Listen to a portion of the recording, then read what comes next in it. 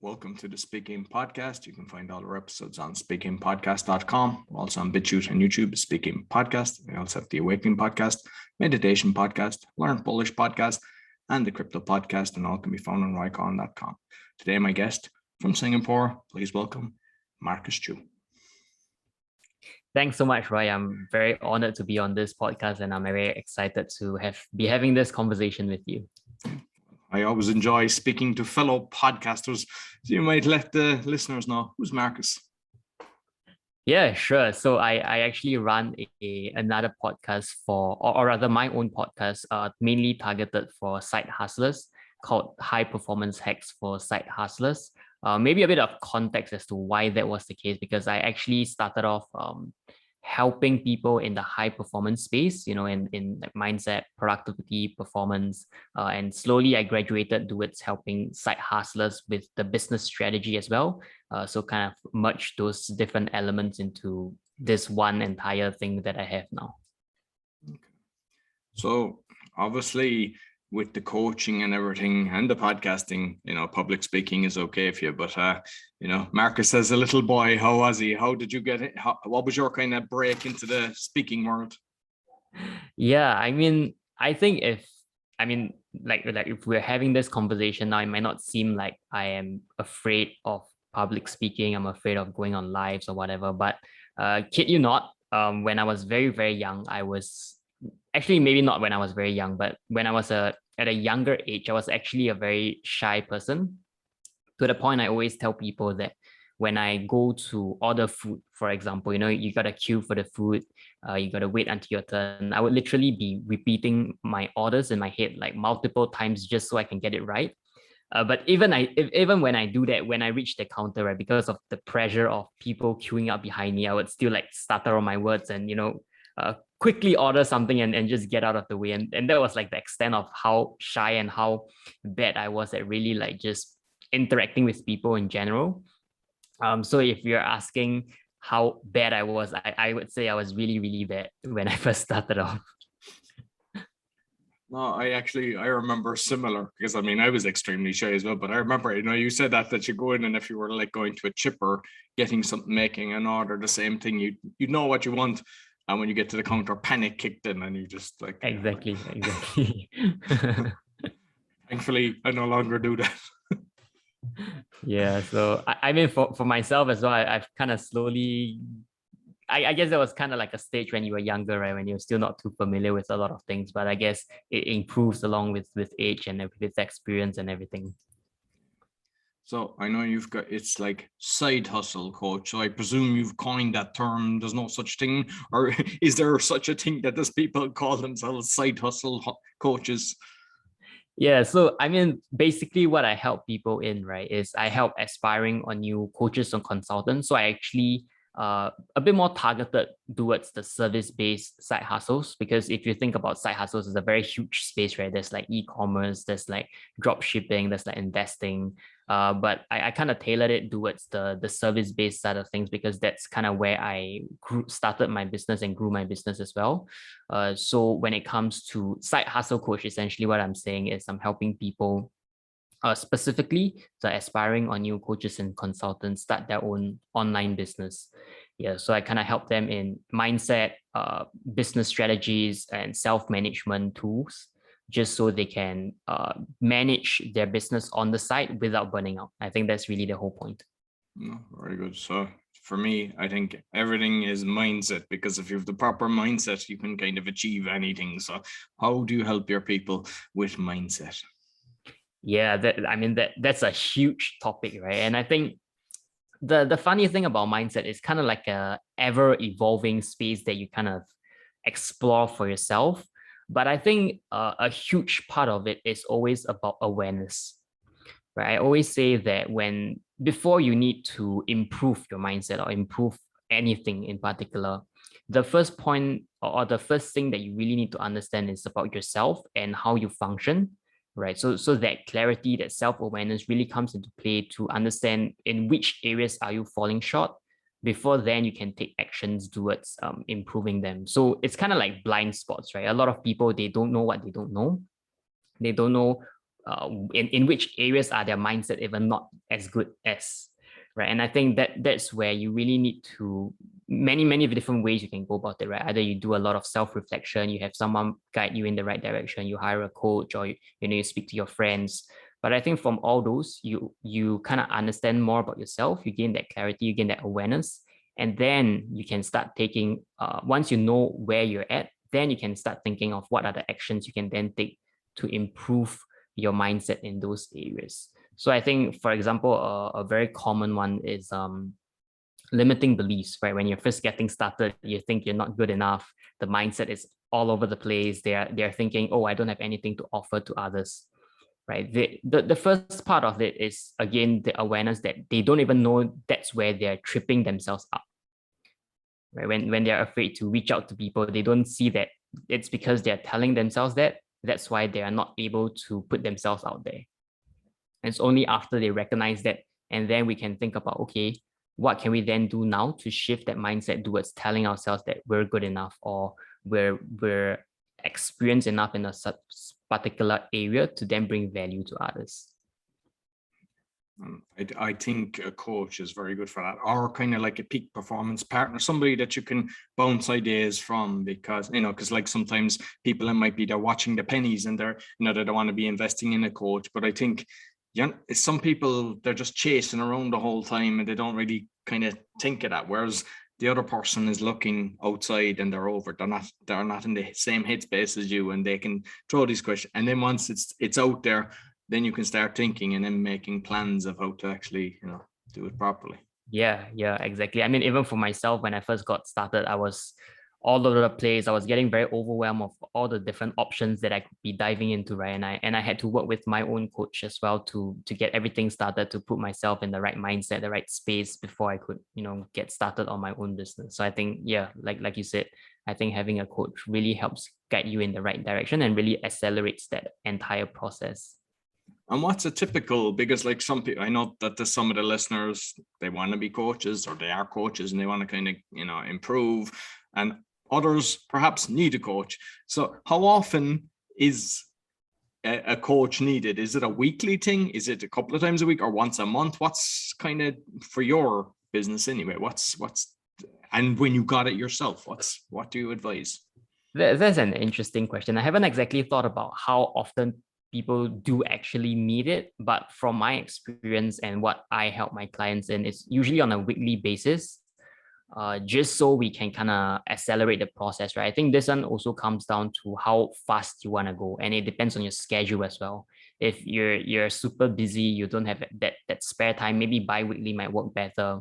But I think the main objective of having that coach is to provide accountability, right? So having someone guiding you on a weekly basis just helps you to correct your course if you're going wrong in the wrong direction on a weekly basis, and that helps you stay the path a lot better, as opposed to then compared to the frequency in which you meet. So I don't think there's a specific like how often is the best. I think it's more so what is required for you at that point in time, because maybe when you're just starting out, you do need someone to literally hold you by the hand and walk down the entire thing. But whereas as you get more experience, it's more of fine-tuning over a longer period of time, right? So then maybe on a monthly basis, that might work as well. Okay. So I know that you've done a workshop. It's finding your side hustle idea. So you might tell me about the workshop itself and then how you structure your workshop.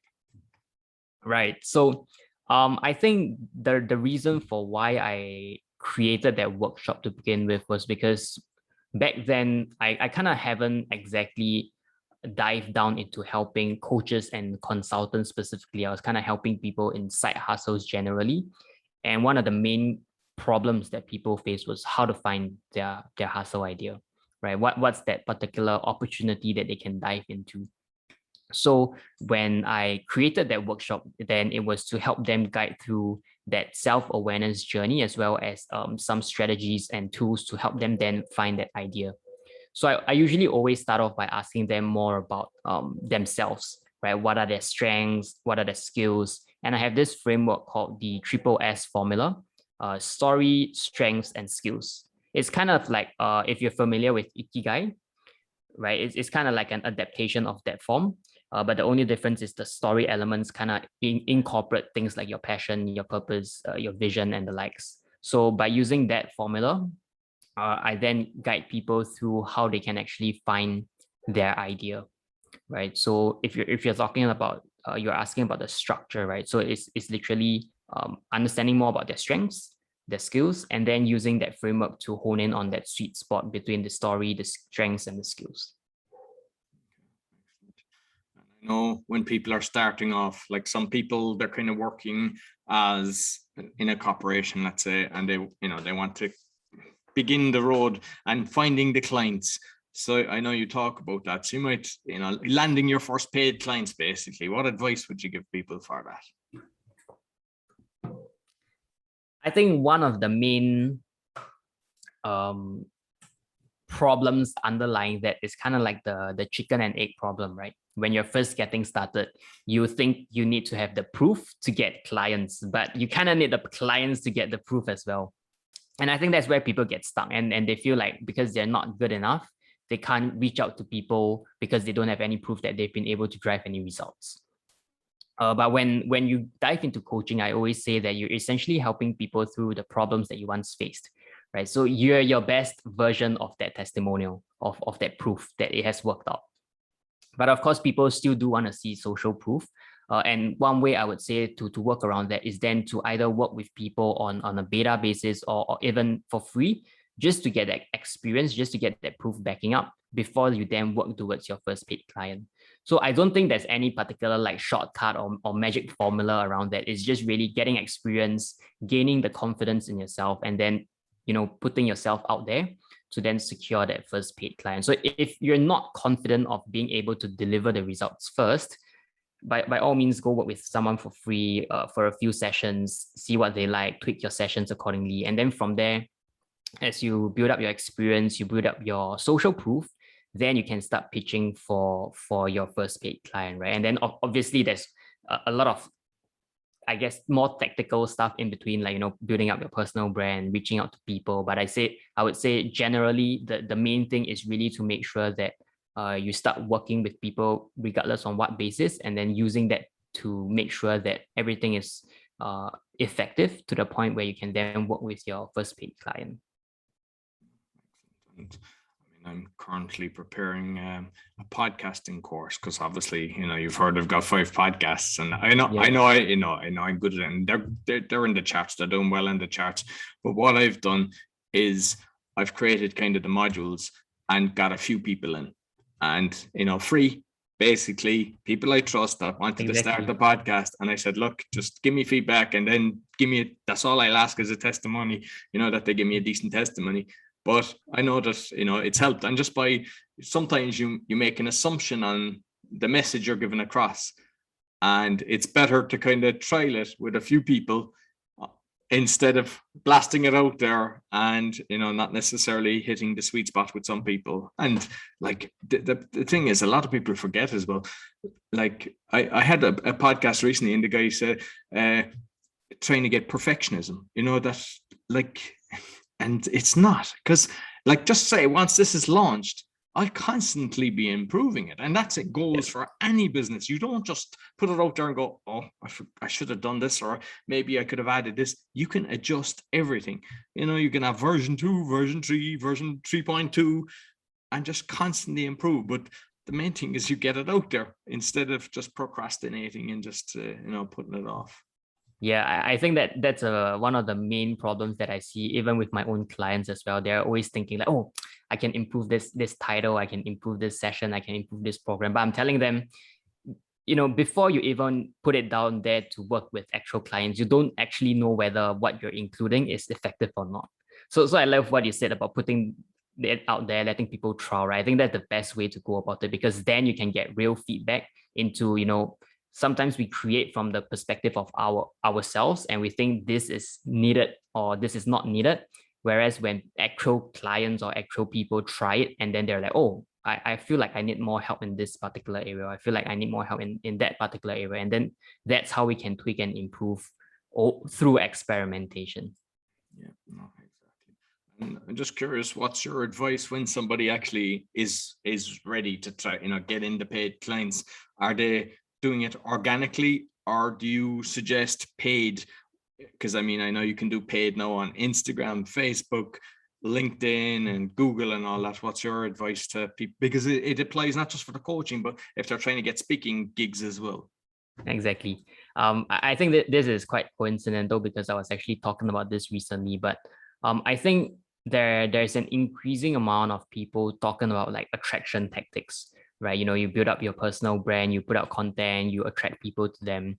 I would say for now, most of my approach have been on the free end, but a mix between both attraction strategies as well as outbound outreach.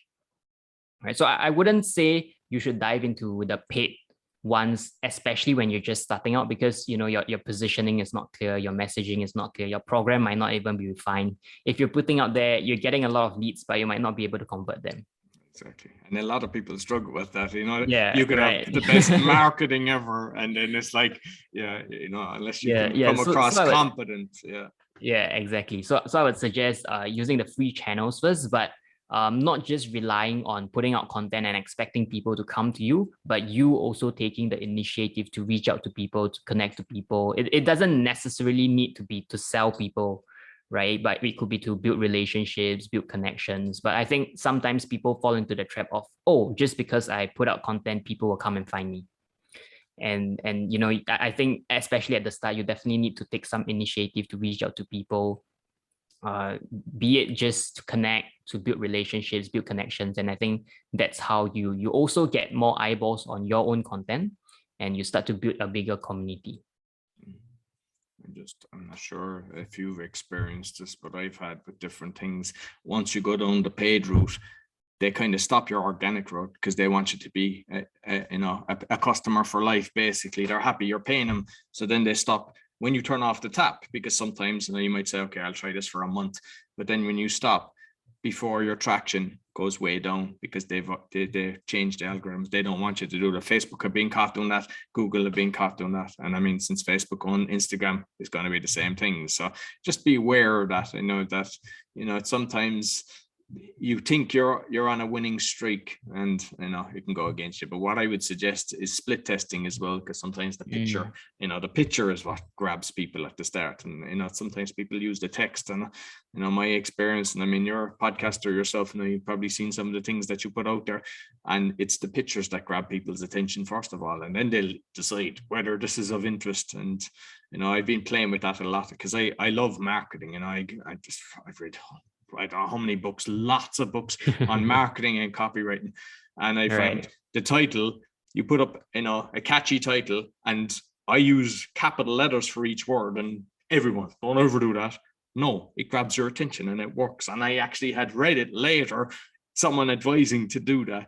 And the other thing is just, the fancy picture. For podcasts, I've had a guy choking me because he done Craig Maga, and I put that picture up. When, whereas if I just put up a picture with somebody standing next to me, nobody will know him.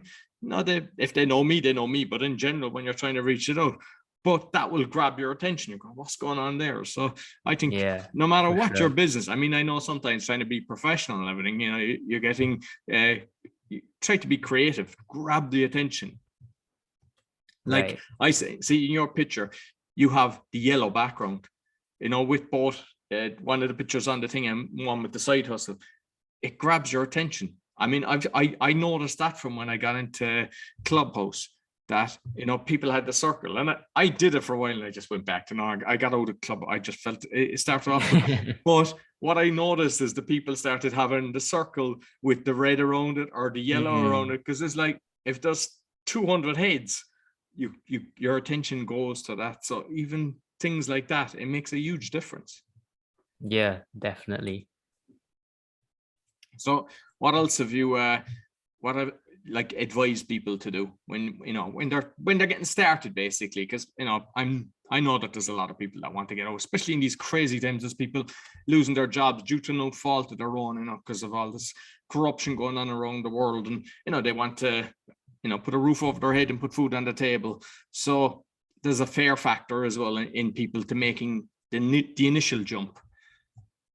Yeah, for sure. I think What I usually advise for people to do, or rather, this is my own perspectives, right? I think the reason why I'm also more passionate about side hustles per se is because it gives people the alternative possibilities, right? It's not necessarily, you know how some people say you have to go all in and put all your eggs in one basket and just try that out. But I think there has to be a balance of practicality as well, right? I I think totally sometimes agree with that. And I'm sorry to interject because when I hear people say do that, if you drop your basket, all your eggs are broken. So just be careful of that.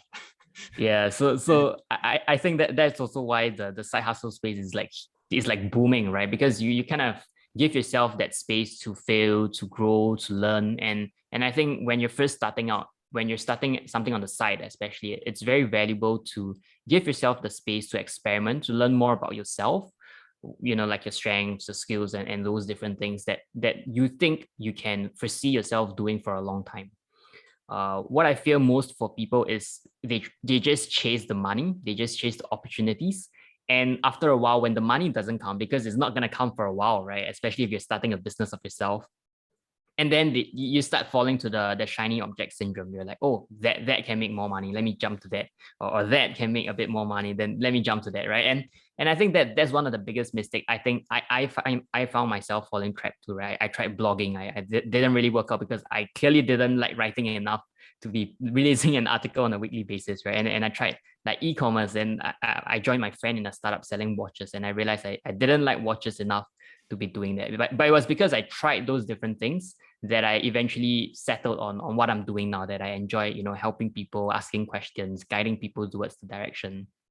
So I think, especially if you're starting something on the side, give yourself that space to go and experiment, but don't just chase the opportunities. Try to, because you still have that luxury of probably having income from your full-time role, right? Give yourself that space to experiment, learn more about yourself, learn more about what you can potentially do for a long time. Otherwise, it might potentially just end up as a second job, right? And it's not something that you want to hop into the first place. So yeah, I mean to sum up the entire thing, I would say, if you have the luxury of first having a job that still guarantees you some sort of security, for your side hustle, take a bit more risk. Try to understand more about what you enjoy, what you like from your passions, and then try to turn that into profits, opportunities, and then just try out different things and see what sticks at the end of the day. Exactly. And I remember years ago, because I moved 14 years ago to Poland, but prior to that, when I was setting up the company, I changed from 5 days to 3 days. And if they don't want you to leave, they'll allow you to do that. So sometimes, you can, when you see you've got a bit of traction and a bit of business, but you don't want to, cut off what's feeding you, you can always reduce, maybe take 1 day off, take 2 days off. And yeah, exactly. Yeah. And makes a difference. And the other thing, you mentioned about, the different businesses that you've got involved, like the blogging and online selling, with the watches. I assume you didn't have the time for the watches business, so what I would say for that is, like, a lot of people, they knock themselves if something fails and they never do it again, they go back to the corporate world. And everyone I know, like a lot of people, they're afraid to actually announce their failures because it's like, oh, bad you. Everybody, like any entrepreneur, then most of them have 10 to 100 failures before. And like you mentioned as well about do something that you're passionate about. I tell people, make sure Monday morning you're jumping out of bed, not Sunday night worried about, oh no, Monday is coming.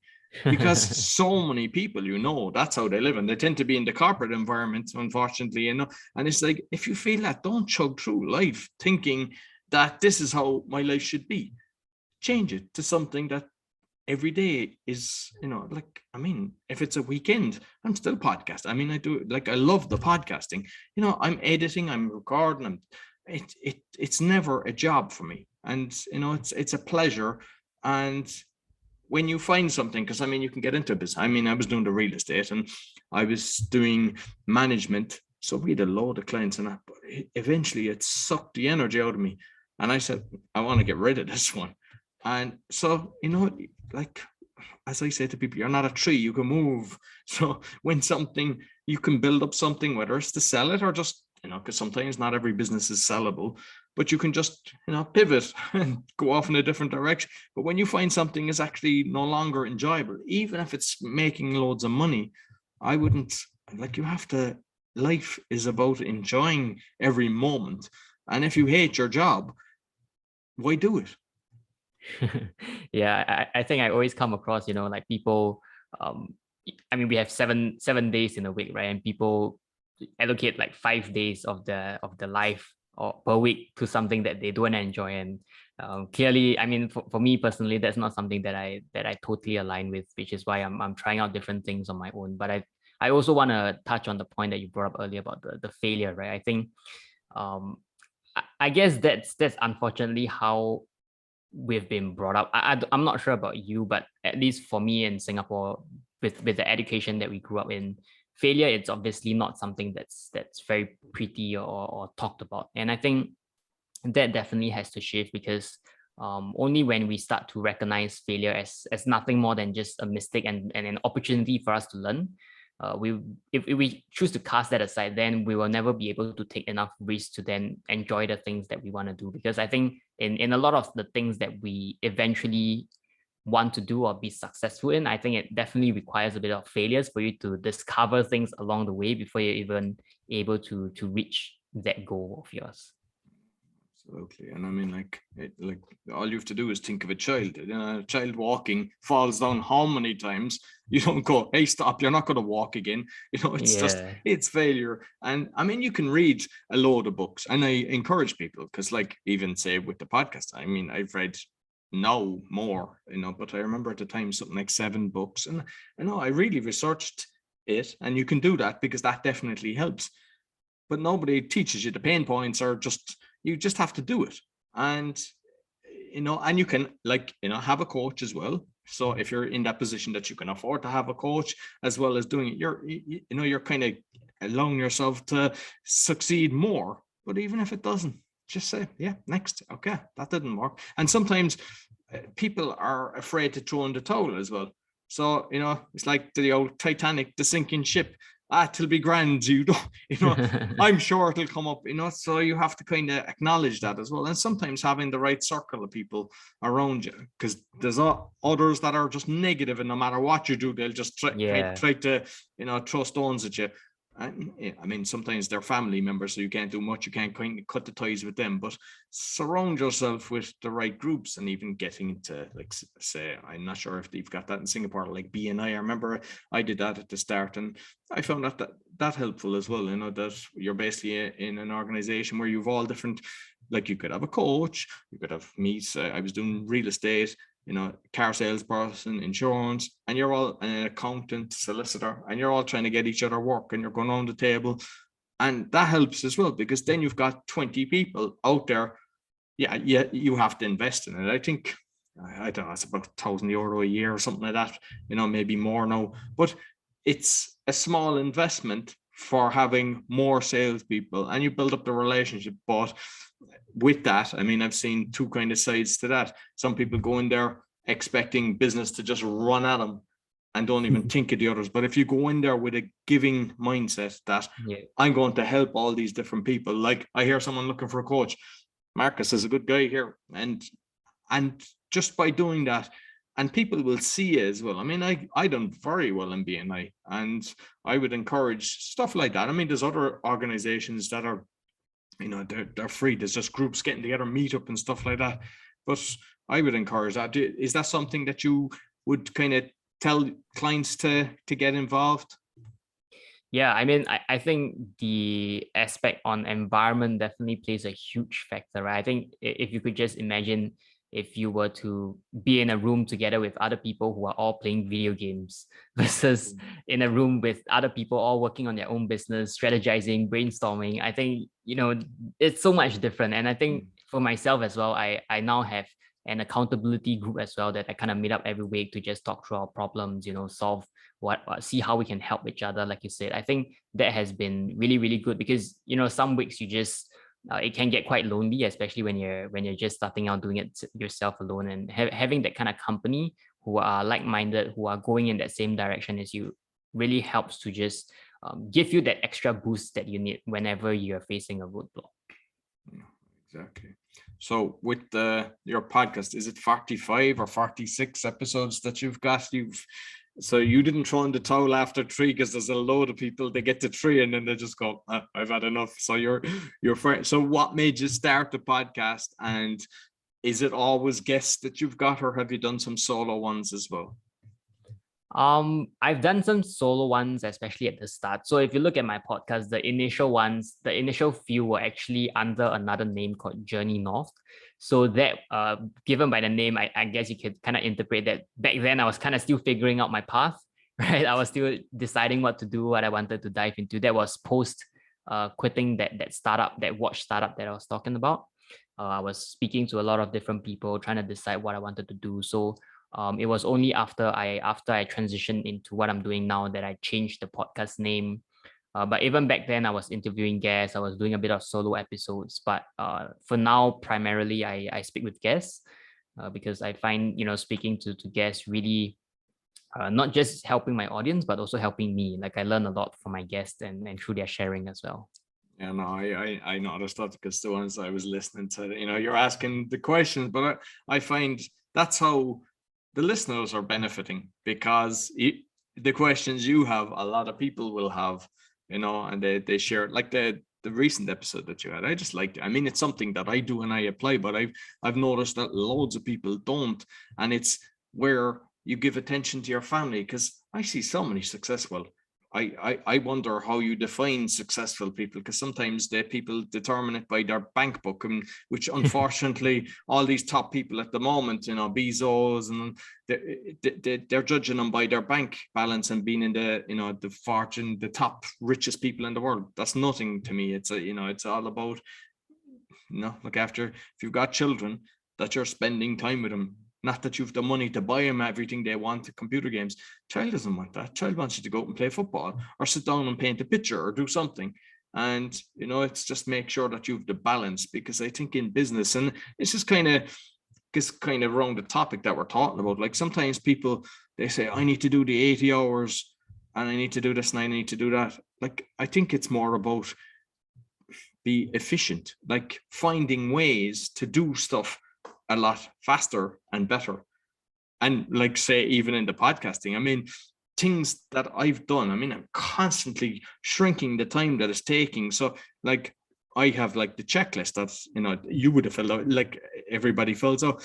And what I started putting in then was, give me the bio that you want in the podcast description, because I found that was taking me a lot of time to go away and look at their websites, because I'd have, that's not something till I'm putting up the podcast that I'm putting in more information about the guest.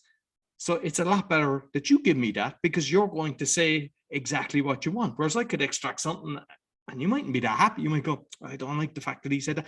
And sometimes you mightn't even say it to me. Some people will say, can you write this? Can you write that? But no, I have it. And it just speeds up. And I just look at that all the time. The other thing I do is schedule the podcast. So I have them edited and they're up in the system and they go out automatically. And I haven't done it with all of them, but I started playing around with it. And I said, okay, this really helps me speed up the process. And I think you need to do that with everything in life. And especially if you're doing a new business, how can I shrink it up? Just constantly, how can I make this better? And, we're like we mentioned about being in the right circle, because sometimes your spouse or whatever, whether male or female, whatever, sometimes they just don't get it. And you can't have that conversation. And if anything, they might suck the energy when you're trying to bounce ideas off them. So find people that you can. And somebody will have done it, or they'll throw it, even if it's hiring, if you're growing a business, someone will say, okay, do it this way, do it this way. And by just being in the right circle, you're kind of helping yourself towards success, I believe.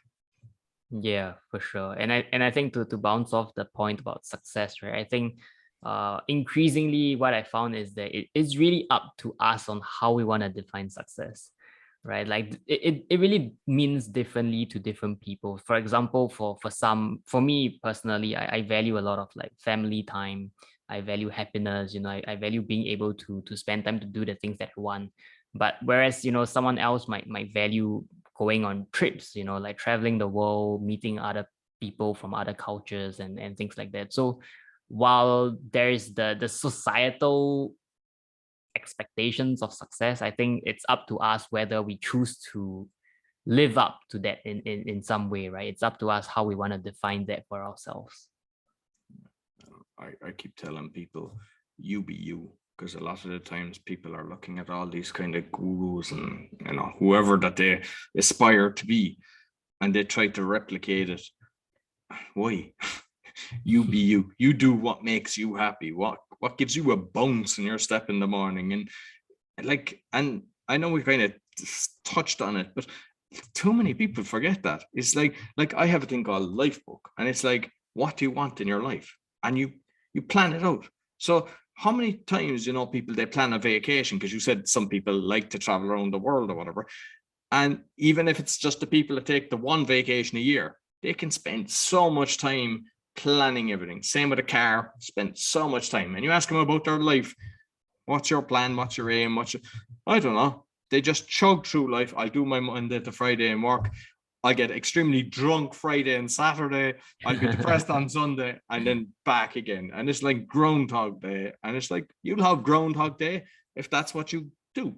But if you choose to make a pivot, to change in your life what you want, write it down. Okay, what kind of character do I want? What kind of parent do I want to be? What kind of spouse do I want to be? Whatever it is, and just list it down, and then you can change, because if you're conscious of something, you can modify it. Whereas if you're not, you just chug through life.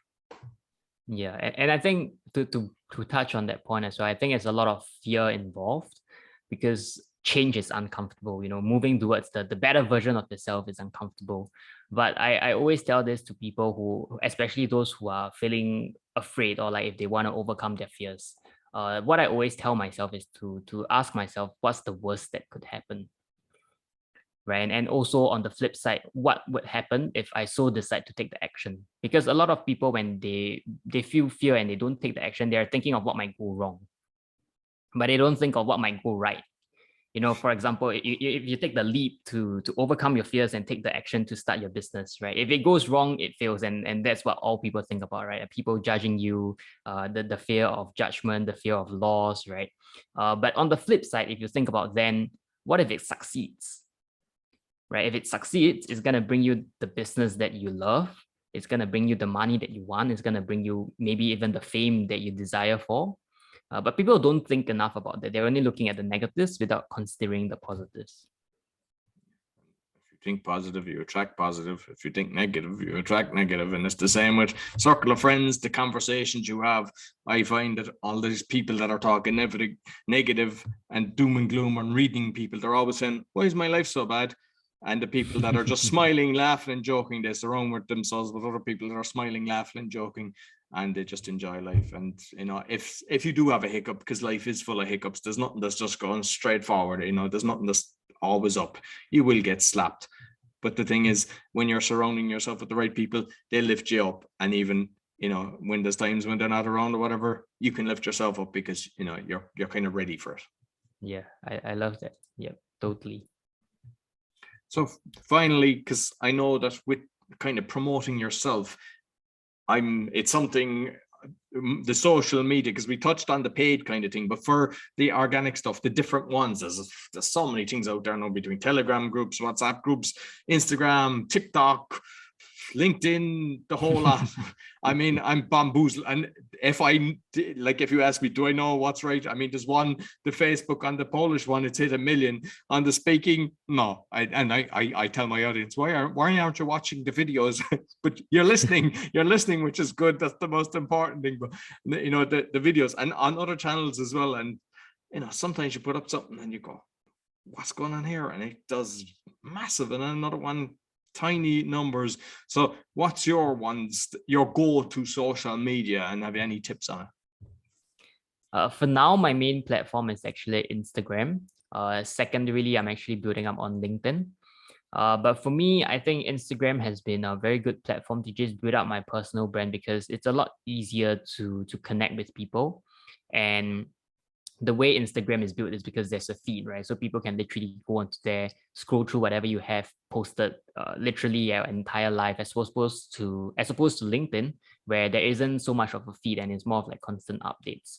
But for me, what has really worked on Instagram is to really reach out to the people, not just the ones who I want to sell to per se, but also the ones who I want to learn from, right? For collaborations, from that, like I mentioned earlier, right? I think it's a great platform to just connect with another person, especially people around my age and my generation, on a more personal level, because everybody's on there anyway. People are just scrolling, just sometimes mindlessly scrolling even. But it gives you the opportunity to just connect with people, learn more about them, learn more about how you can potentially help them. So I always like to ask them, how can I help you? What are some problems that you're facing? What could I potentially help value add to you? Just starting all those conversations. Instagram really provides a great platform for us to do so. And I think if you go out and interact with people with the intention to help them, like you said earlier, to give value, eventually it will come a full circle and come back to us, right? I think we've always come across people who just hard sell you the first thing they see. They just help you can smell them from a mile away, right? But the moment they interact with you, they're just trying to see whether they can sell you. I'm the kind of person where I just connect with the intention to connect. And if there so happens to be the opportunity for us to work together, then I will bridge that gap.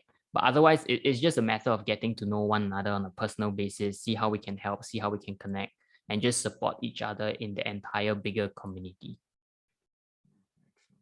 Just quickly, do you, because I don't know, with the Instagram, I started doing it at the start and I just found it wasn't one for me. And it's like the Twitter and everything. There's a lot of them that I just kind of don't get them, to be honest with you. But I know you need to work and engage in the conversations. I do that on Facebook, and I think it's especially for the Polish one. But do you schedule time for doing your Instagram, or is it just when you kind of pick up the phone and just kind of randomly do it? Do you actually say, from such a time to such a time on certain days, I'm going to do posts?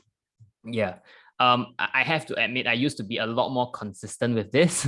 But as I got busier, the time that I spend on on Instagram has kind of fallen short. But I always make it a point, at least once a day, I would definitely reply to all my DMs, right? For the people who are interacting with me. Even if it's not within a day, usually within 2 days, they're usually cleared. So that's kind of like the frequency. But on top of that, because I post consistently on Instagram as well, every time I post, I will be taking that extra effort to just connect with either new people or continue engaging with those who I've already connected with. Excellent. Perfect. Listen, Marcus, it's been great talking to you. So how can people get in contact with you? Yeah, so like I said earlier, my main platform is Instagram. So you can find me at Marcus Cheu, that's MarcusCheu. On LinkedIn as well, that's the same handle across. I think if your audience needs anything related to starting or growing their service-based side hustle, feel free to reach out to me, DM me, and I'm happy to see how I can help. Perfect. And I'll put it in the podcast description, both in the audio and the video. So thank you very much, Marcus. Yeah, thanks so much. It was great speaking with you.